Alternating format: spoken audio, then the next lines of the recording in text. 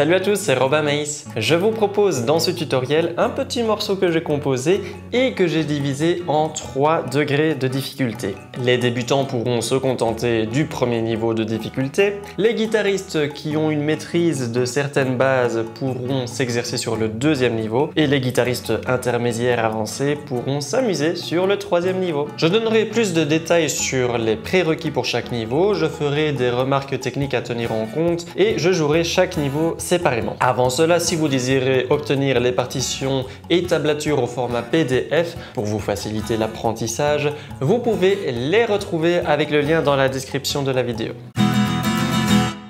Le niveau 1 est réservé aux guitaristes qui maîtrisent déjà les positions de base et qui sont en apprentissage de mélodie sur les cordes aiguës et sur les premières cases du manche. Il est très important à ce stade de s'habituer à alterner les doigts pour attaquer les cordes à la main droite pour les droitiers. Un défaut fréquent est de répéter un même doigt. Je vous recommande alors d'utiliser l'index et le majeur comme s'il s'agissait de deux jambes et donc de passer d'une note à l'autre en passant de l'index au majeur et inversement. Il y a également un doigté noté à côté des notes pour la main sur le manche, c'est en chiffres.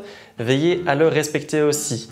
1 pour premier doigt index, 2 pour deuxième doigt majeur et 3 pour troisième doigt annulaire. Je ne propose pas encore de jouer avec l'auriculaire, mais vous pouvez éventuellement remplacer les troisièmes doigts par des quatrièmes doigts si l'écart est compliqué. Et bien entendu, en plus des notes, essayez de bien maîtriser les différents rythmes rencontrés. Il faut bien entendre les différences de longueur de notes entre les noires, les blanches pointées, etc. Et soyez aussi attentifs au rythme de noir pointé croche noire qu'on rencontre à la mesure 6. Voici donc le niveau 1.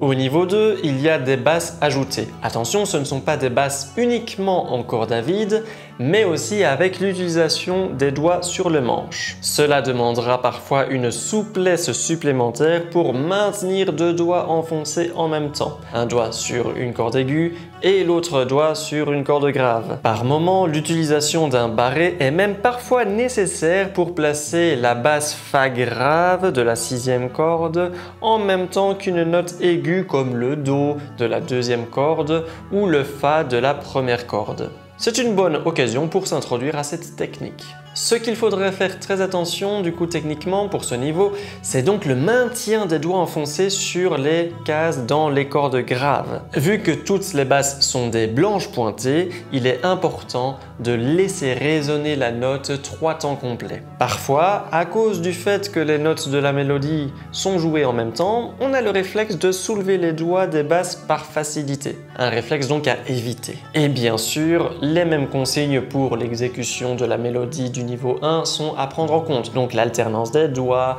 les rythmes, etc. Voici le niveau 2.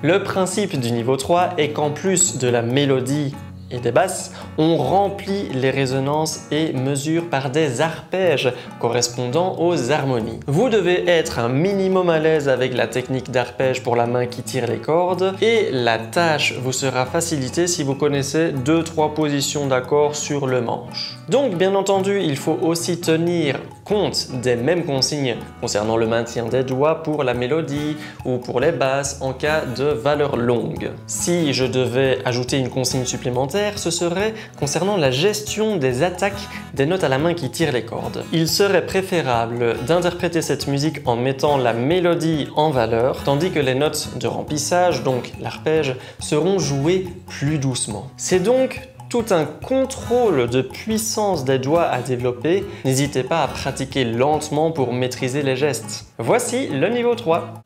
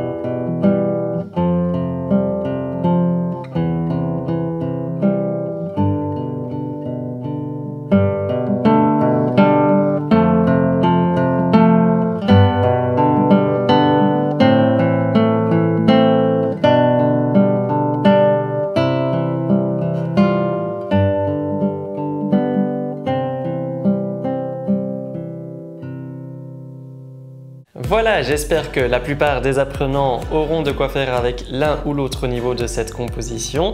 Si vous êtes intéressé par plus de contenu, n'oubliez pas de vous abonner. Et bien sûr, vous avez à disposition le site autourdelarosace.com qui reprend tout mon contenu trié par niveau et thématique. Petit pouce en l'air si vous avez aimé le tutoriel et on se voit dans une prochaine vidéo. Ciao!